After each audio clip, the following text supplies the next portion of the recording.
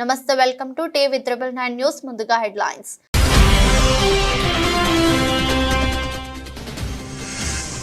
Olympics లో కాంస్య పథక విజేత మను భాకర్ కు ప్రధాని మోదీ ఫోన్. మిగతా ఈవెంట్లలో కూడా రాణించాలని అభిలషించిన ప్రధాని మోదీ.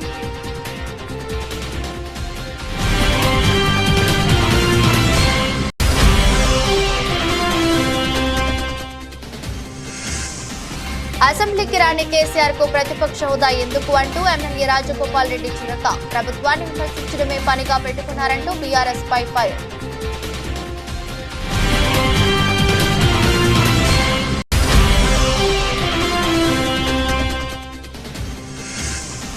కొత్తపేటలో తెరపైకి కొత్త ట్యాక్స్ వివాదం. ఇసుక స్టాక్ పాయింట్లలో బీటాక్స్ పేరుతో కొత్త దందా చేస్తున్నారంటూ ధ్వజమెత్తిన మాజీ ఎమ్మెల్యే చిర్లా జగ్గిరెడ్డి.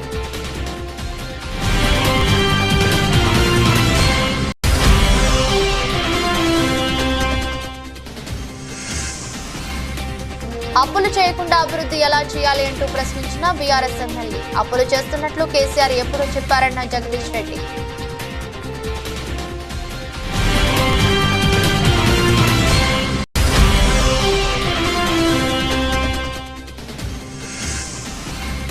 రెండవ టీ20లో అలవోకగా శ్రీలంకపై భారత్ గెలుపు. వరుసగా రెండవ గెలుపుతో సిరీస్ సొంతం చేసుకున్న భారత్.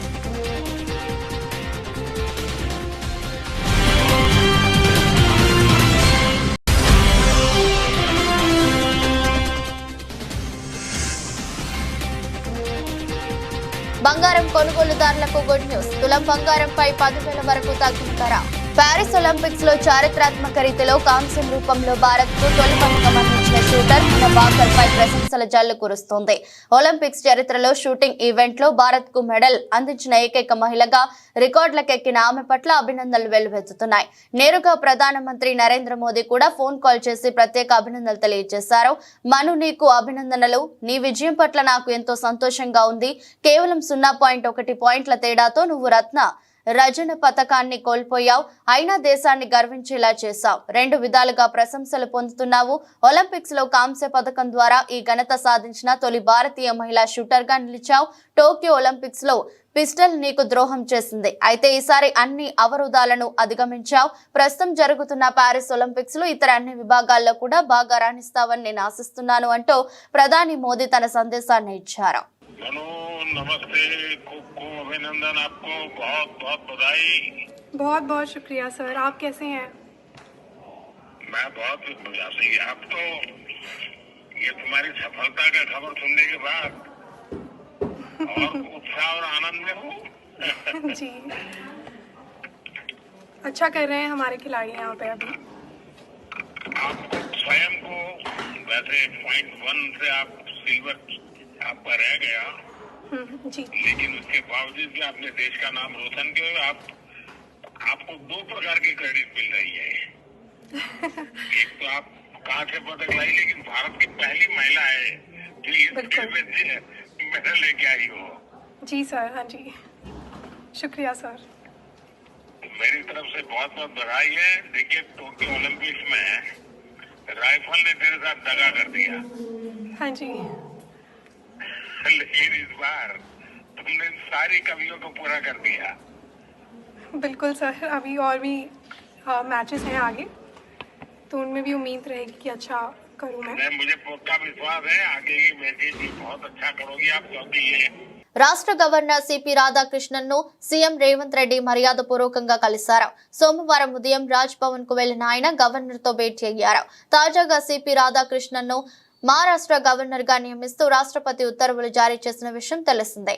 ఆయన త్వరలో అక్కడి బాధ్యతలు స్వీకరించనున్నారు. ఈ నేపథ్యంలో గవర్నర్ ను కలిసిన ముఖ్యమంత్రి శుభాకాంక్షలు తెలిపారు.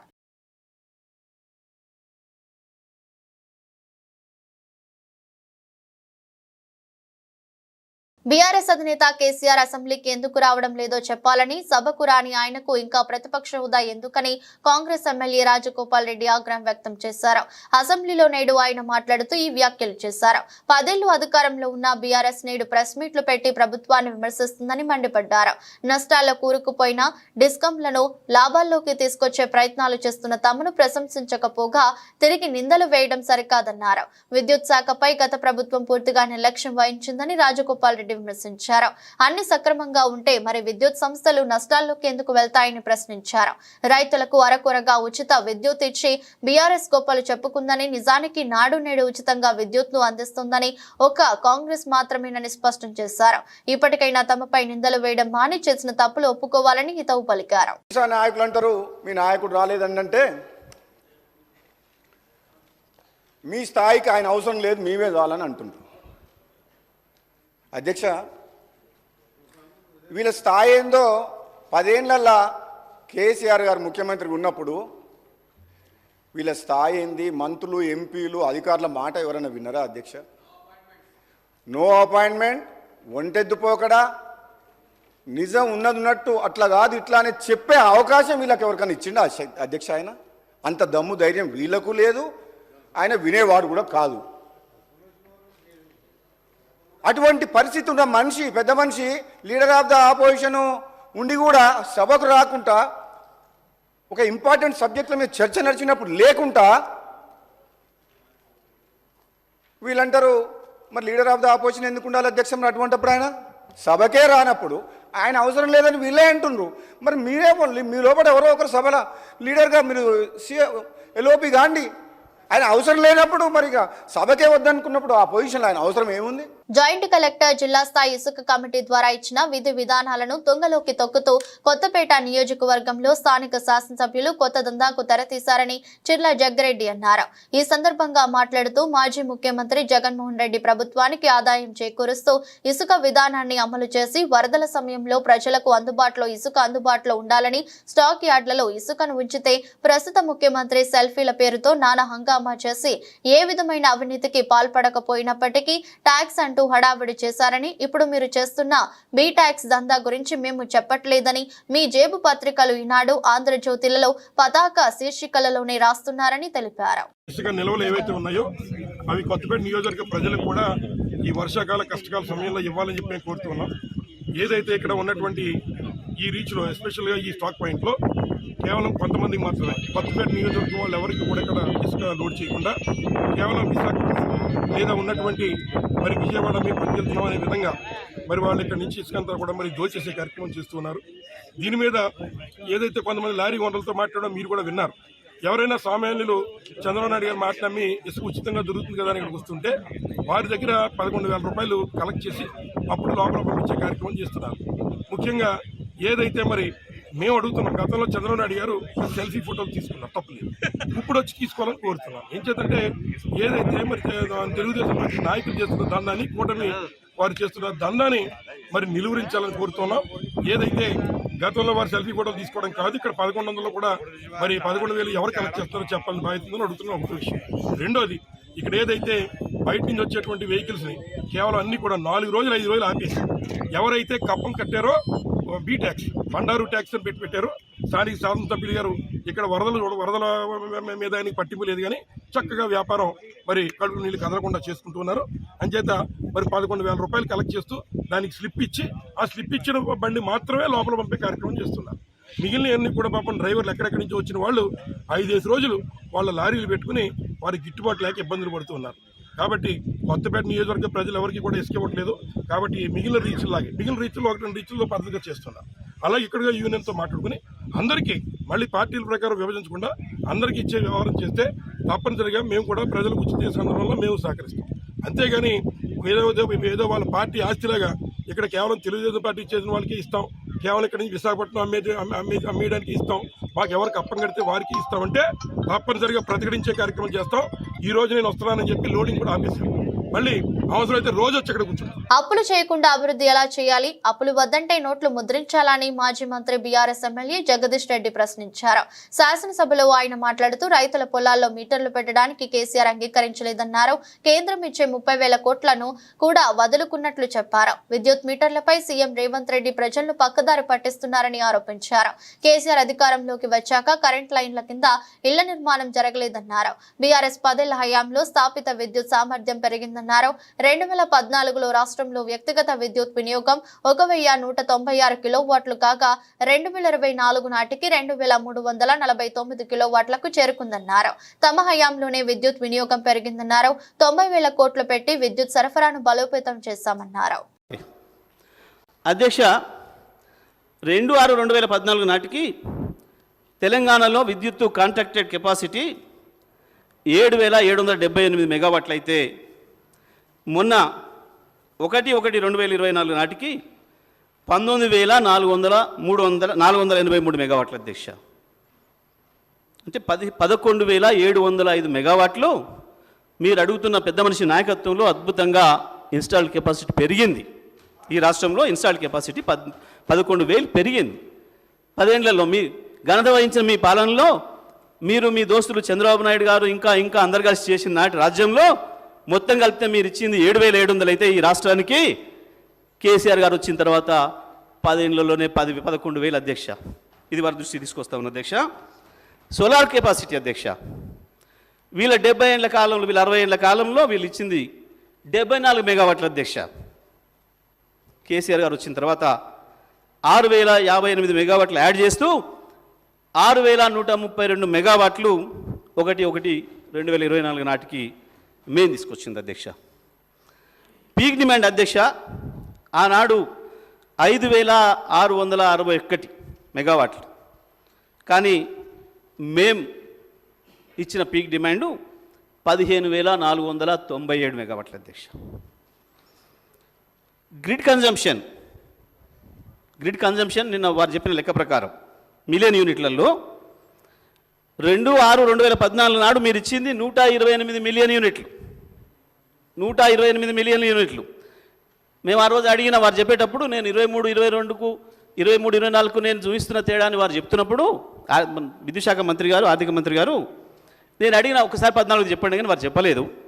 ఇప్పుడు నేను చెప్తున్నా 297.89 మిలియన్ యూనిట్ల అధ్యక్ష. కేసీఆర్ గారి నాయకత్వంలో ఈ రాష్ట్ర ప్రజలకు అందించిన విద్యుత్తు 128 నుంచి 297.89 తీసుకొచ్చిన అధ్యక్ష. ఆంధ్రప్రదేశ్ రాష్ట్రంలో జగన్మోహన్ రెడ్డి పాలనతో విధ్వంసం, టీడీపీ ఆరోపణలపై ఎమ్మెల్సీ కూడుపూడి సూర్యనారాయణ మీడియా సమావేశంలో ఖండించారు. చంద్రబాబు జైలుకు వెళ్లిన తర్వాత మానసిక స్థితి క్షీణించిందని ఎమ్మెల్సీ కూడుపూడి సూర్యనారాయణ అన్నారు.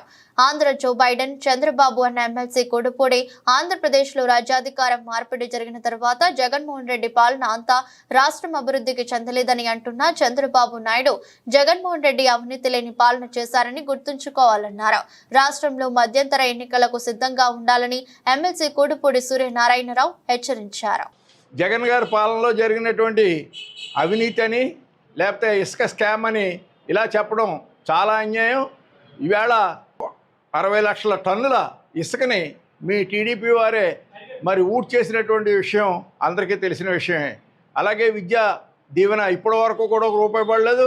ఈవేళ తల్లిదండ్రులు వాళ్ళ పిల్లలు ఈవేళ హైయర్ ఎడ్యుకేషన్ కోసం ఇంకో కాలేజీకి వెళ్ళడానికి వాళ్ళకి స్కాలర్షిప్లు లేక, వాళ్ళు ఫీజు రియంబర్స్మెంట్ లేక, వాళ్ళు డబ్బు కట్టలేక ఈవేళ సర్టిఫికేట్లు, ఒరిజినల్ సర్టిఫికేట్లు అన్నీ కూడా కాలేజీ మేనేజ్మెంట్ల చేతిలో చిక్కడిపోయి ఉన్నాయి.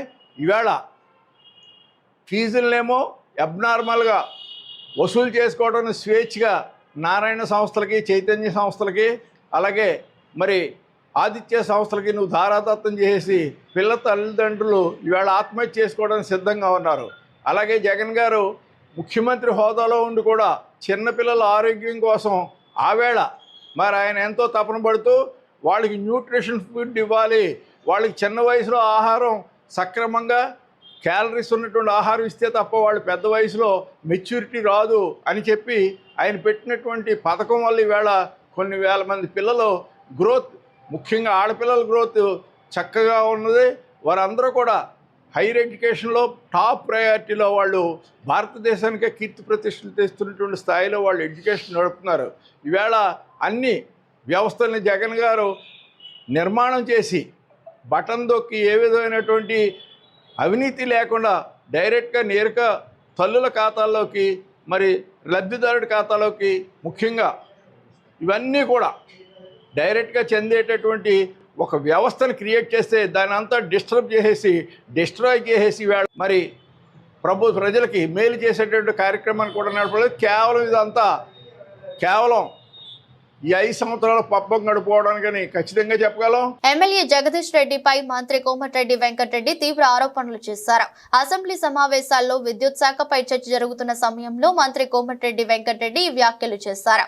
జగదీష్ రెడ్డి మీద మర్డర్ కేసులు ఉన్నాయని, అలాగే ఆయన తండ్రి మీద అనేక కేసులు ఉన్నాయని ఆరోపించారు.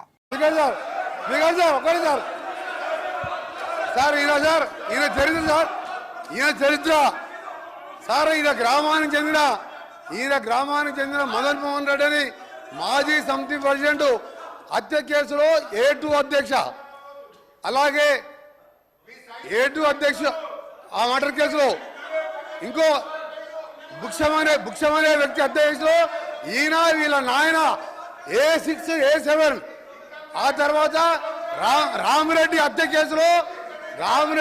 కేసులో A3గా ఉండి తడిపారు చేసిన మా జిల్లాకి వెళ్ళి 1 సంవత్సరం పాటు బహిష్కరించాడు.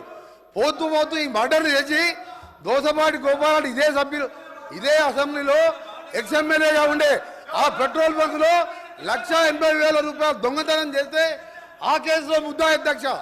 ఇంకొకటి రామారావు గారు ఎన్టీ రామారావు ముఖ్యమంత్రిగా ఉన్నప్పుడు ఎక్సైజ్ ప్రొవిజన్ పెడితే దొంగ మందు కర్ణాటక వెళ్ళి మందు తీసుకొచ్చి పట్టుబడితే మిర్యాలగూడ పోలీస్ స్టేషన్లో ఇప్పటికీ కేసు ఉన్నది అధ్యక్ష. దశాబ్దాల కలగా ఉన్నటువంటి నయూమ్ నగర్ బ్రిడ్జి పనులు చివరి దశకు చేరుకున్నాయని వరంగల్ పశ్చిమ శాసనసభ్యులు నాయని రాజేందర్ రెడ్డి అన్నారు. బ్రిడ్జి నిర్మాణ పనులను పరిశీలించారు. 2వ దశ పనులు పూర్తి కావచ్చాయని, ఆగస్టు చివరికల్లా రవాణాకు సిద్ధంగా బ్రిడ్జి వస్తుందని ఎమ్మెల్యే తెలిపారు. ఇప్పటికి 2వ దశ బ్రిడ్జి పనులు కూడా పూర్తి కావచ్చాయని, చివరి దశ బ్రిడ్జి పనులు పూర్తయిన క్రమంలో ప్రజలకు అందుబాటులోకి వస్తుందని అన్నారు. బ్రిడ్జి నిర్మాణ పనుల్లో నాణ్యత పరమైన ప్రమాణాలను పాటిస్తూ నిర్మాణం చేపడుతున్నారని తెలిపారు. చిరకాల కోరికగా ఉన్న పెద్దమూరి నిర్మాణం ద్వారా ప్రధాన రహదారికి మరియు ప్రజలకు మెరుగైన సౌకర్యాలు కలుగుతున్నాయని ఎమ్మెల్యే గారు ఆశాభావం వ్యక్తం చేశారు. వచ్చే వర్షాకాలం నాటికి ఎంతటి వర్షాభావ పరిస్థితి ఉన్నా కూడా ప్రజా రవాణాకు ప్రజలకు ఎటువంటి ఇబ్బంది ఉండదని తెలిపారు.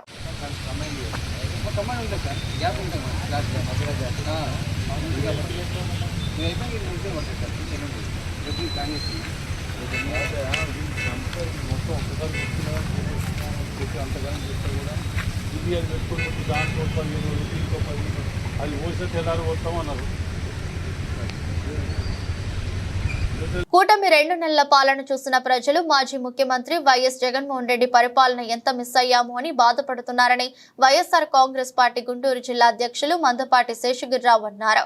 గుంటూరు నగరంలో వైఎస్ఆర్సీపీ ఈస్ట్ కార్యాలయంలో ఏర్పాటు చేసిన విలేకరుల సమావేశంలో మందపాటి శేషగిరిరావు మాట్లాడుతూ ఎన్నికల సమయంలో సూపర్ 6 హామీలను ప్రకటించిన టీడీపీ ఇప్పుడు ఎన్నికల హామీలను అమలు చేయడం సాధ్యం కాదని చేతులు ఎత్తడంపై ఆగ్రహం వ్యక్తం చేశారు.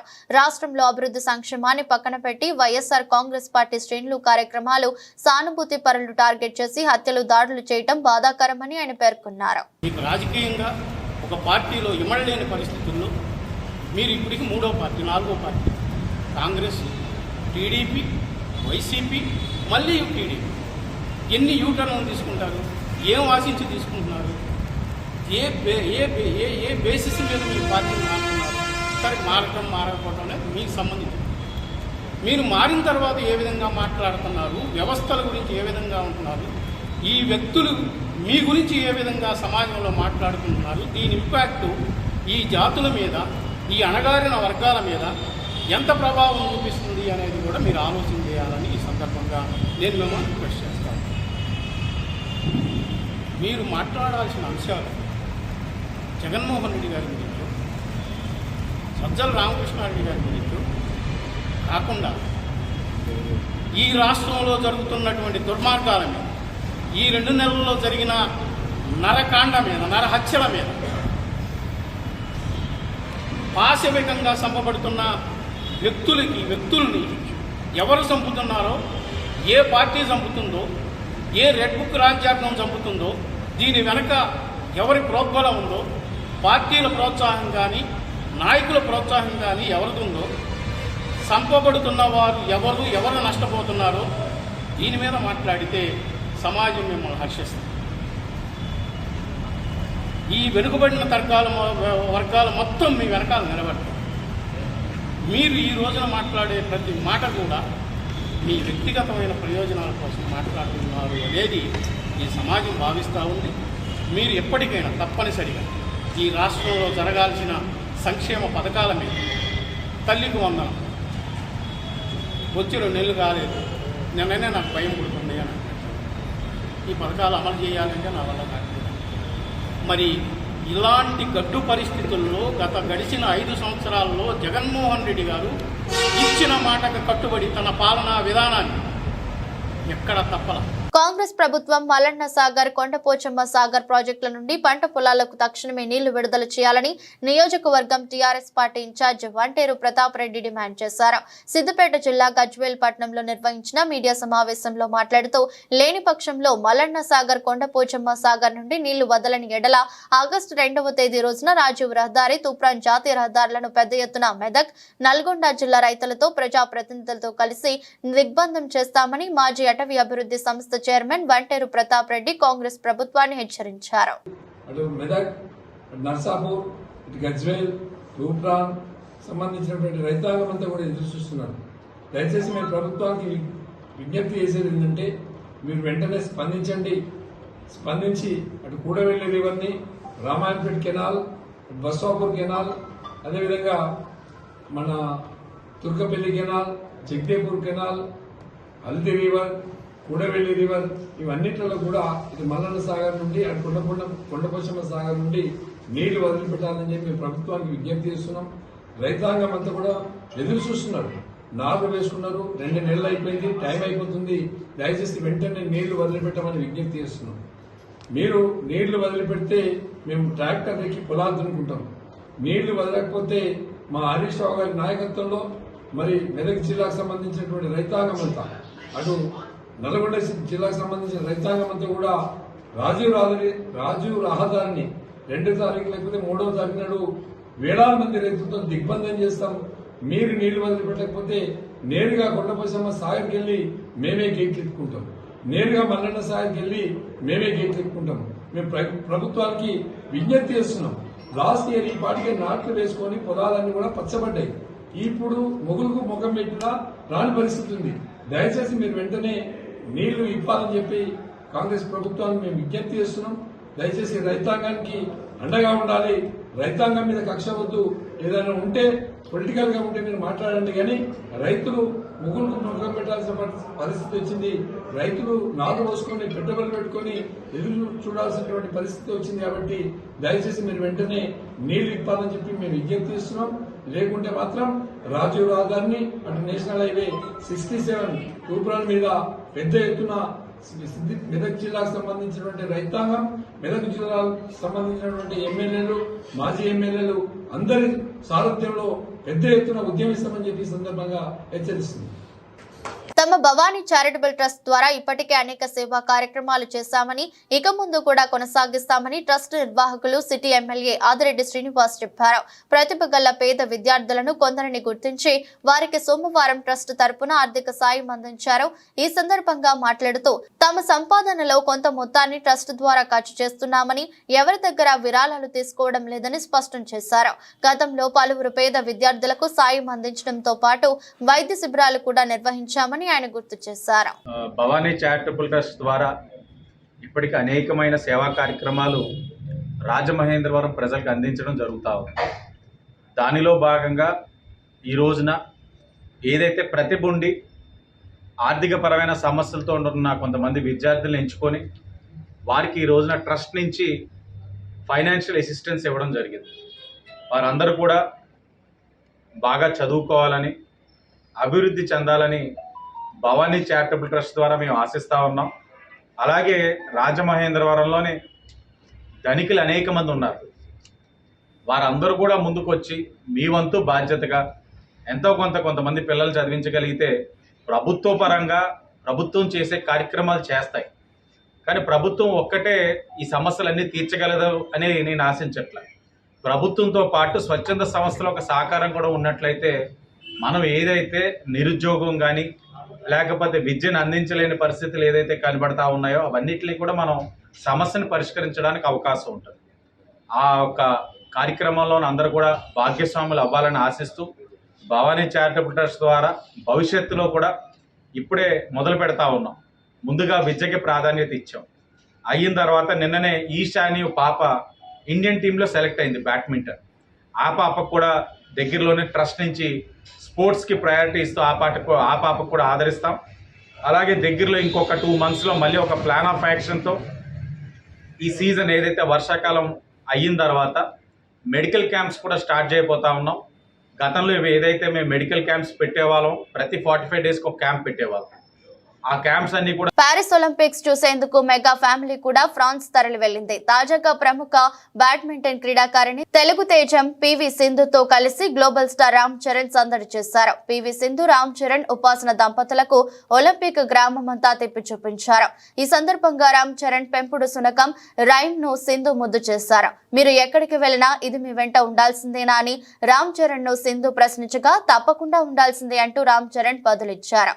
ఈ సందర్భంగా ఒలింపిక్స్ బ్యాడ్మింటన్ మహిళల సింగిల్స్ తొలి రౌండ్ లో నెగ్గిన సింధును రామ్ చరణ్, ఉపాసన అభినందించారు. ఒలింపిక్ క్రీడల ప్రారంభోత్సవం నాడు కూడా మెగాస్టార్ చిరంజీవి, సురేఖ, రామ్ చరణ్, ఉపాసన పారిస్ లోని సెన్ నది వద్ద దర్శనమిచ్చారు. ఒలింపిక్ టార్చ్ రెప్లికల్ చేతబూనిన చిరంజీవి సంతోషం వ్యక్తం చేశారు.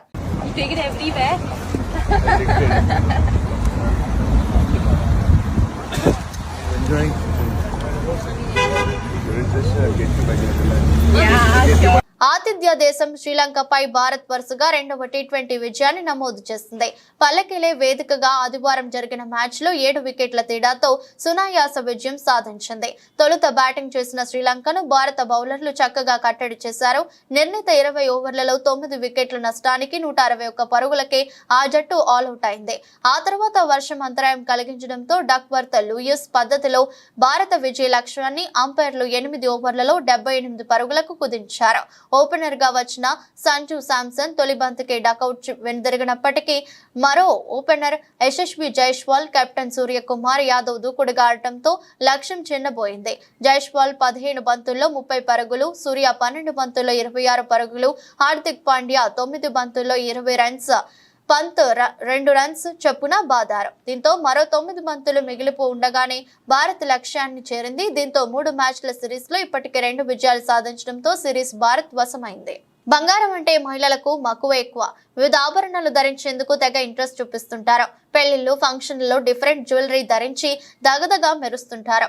ఆషాఢ మాసంలో బంగారం ధరలు కాస్త దిగొచ్చాయి. కేంద్ర ప్రభుత్వం ప్రవేశపెట్టిన బడ్జెట్ తర్వాత తులం బంగారంపై 10,000 వరకు తగ్గింది. వచ్చేది శ్రావణ మాసం, అందులో పెళ్లిళ్ల సీజన్ ఉంటుంది. ఇంకేముంది, ఆ సమయంలో శుభకార్యాల కోసం కొందరు ఇప్పుడే బంగారం కొనుగోలు చేస్తున్నారు. బంగారం కొని ఆభరణాలకు ఆర్డర్ చేస్తున్నారు. సోమవారం రోజున బంగారం ధర మరింత తగ్గింది. ముందు మరింత తగ్గే అవకాశం ఉందని వ్యాపారులు అంచనా వేస్తున్నారు. 24 క్యారెట్ల 10 గ్రాముల మేలిమి బంగారం 65,000 వరకు తగ్గొచ్చని వివరించారు. వార్తలు ముగించే ముందు మరోసారి హెడ్లైన్స్.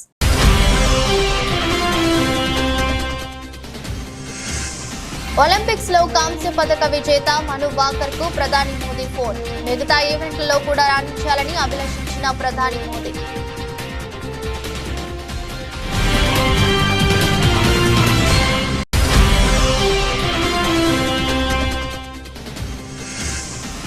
అసెంబ్లీకి రాని కేసీఆర్ కు ప్రతిపక్ష హోదా ఎందుకు అంటూ ఎమ్మెల్యే రాజగోపాల్ రెడ్డి చురక. ప్రభుత్వాన్ని విమర్శించడమే పనిగా పెట్టుకున్నారంటూ బీఆర్ఎస్ పై ఫైర్.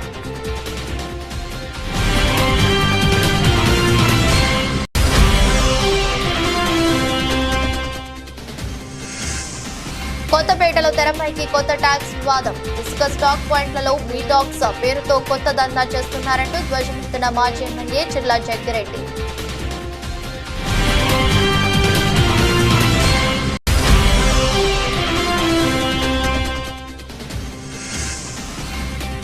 అప్పులు చేయకుండా అభివృద్ధి ఎలా చేయాలి అంటూ ప్రశ్నించిన బీఆర్ఎస్ ఎమ్మెల్యే. అప్పులు చేస్తున్నట్లు కేసీఆర్ ఎప్పుడో చెప్పారన్న జగదీష్ రెడ్డి.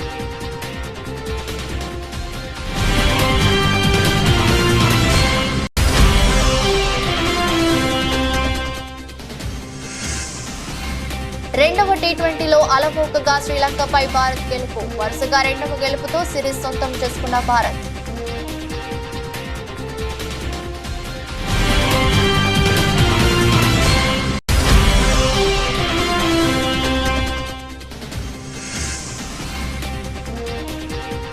బంగారం కొనుగోలు కొనుగోలుదారులకు గుడ్ న్యూస్. తులం బంగారంపై 10,000 వరకు తగ్గిన ధర.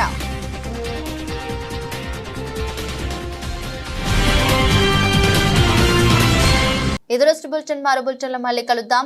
అంతవరకు సెలవు. నమస్కారం.